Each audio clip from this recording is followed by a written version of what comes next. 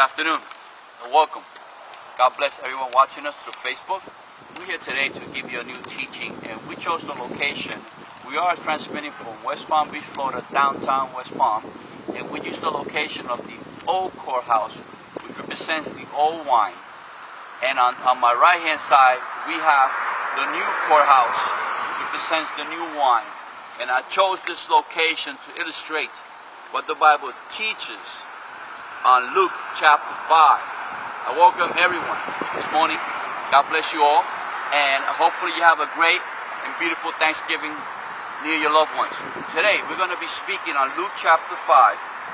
Our Lord Jesus was kind of debating the Pharisees about certain issues about the law and about healing and about forgiving sins. And on an occasion he healed a man that was crippled. In this chapter 5, when we go through it, we'll understand that. And he heals a crippled man and a man that's got also, he's leprosy. Now, with this background, I want you to emphasize on the part where he speaks about the new wine and the old wine. And that we're going to find in Luke chapter 5, verse 36 through 39, where he's speaking this parable of the old and new wine. When we get to that, in chapter 5 of Luke, Jesus heals a man with leprosy and a crippled man. But the Pharisees and teachers of the law complained about Jesus was doing what he was doing and the way he was doing it. Jesus was doing ministry the new way, not the old way. He was trying to bring something new to the forefront, something new so people could understand what he's teaching. Jesus was teaching them to change their traditional religious ways and try the gospel, the new way of teaching. The old wine takes, the new wine gives.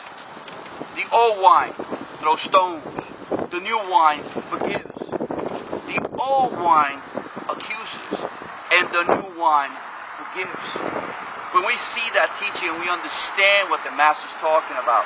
When we read John chapter 8, verse 7, there's another episode there that speaks about a woman and also the Pharisees. They were getting ready to stone this woman for her sin. Jesus said, very, very smart, and knowing their hearts, he said to them, each one of you, search your hearts, and if you don't have sin, cast a stone. But again, they couldn't do it, because somewhere down the line, every single one of us, in the most deepest parts that we don't want to look, there's sin there. There's unforgiveness. There are things that happen in our past that we still carry, but somewhere deep inside. But Jesus says to her and to the Pharisees, follow my new style. Follow me. Follow the new wine. Let's forget about the old wine and the old ways. They never use words. The Pharisees were folks that they never use words like healing, like forgiveness. They never use words like this. They used to put people down and look down at people. They were ready to cast stones. But Jesus told them, look inside of every one of you. Search your hearts. And they realized that they have not been clean of sin or spotless.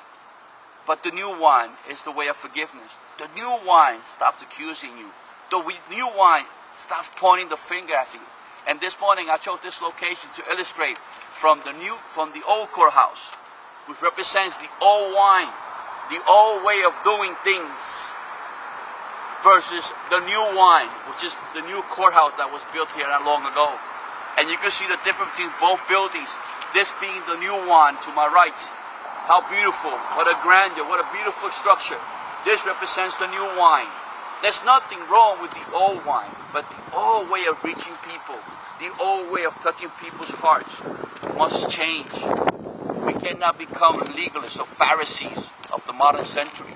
We must learn to forgive, to heal people, to rise them up, to make them reach the next level. And I want to thank you this morning for being with me here today in this location that we've chosen from West Palm Beach, Florida. I want to say to you one thing. We don't know what's in people's hearts. Only Jesus got that power. We don't. Our job is to forgive, to help them heal, and to lift them up.